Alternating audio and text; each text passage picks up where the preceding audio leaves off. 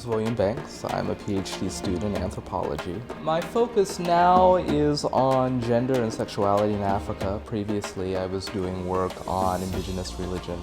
Growing up, the word democracy would sort of evoke an understanding of equality and freedom, and that was kind of the form of government that we embraced here in the United States and considered to be the epitome of political development. You know, as a person of African descent, it was sort of a big word because it represented how far people of color particularly have come, and women and disenfranchised groups. The fact that now we have the sense that we can equally participate in the political processes of our country.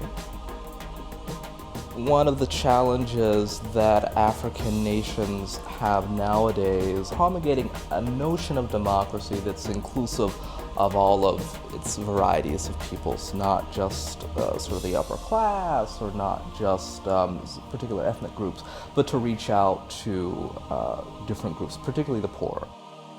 Well, I'm excited about Botswana. I've heard a lot about it as being a success story, as being a country where everything works, which is not always the case in West Africa. So I'm excited to, first of all, go back to Africa and to have an experience that's outside of West Africa. But also, I'm kind of intrigued about the ways in which Botswana has been framed as this unique case.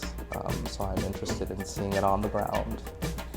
My blog would focus on, sort of my first sentences would focus on what it's like to be in Africa again, but in a different place, and on my observations of the social scene and kind of what's going on the ground.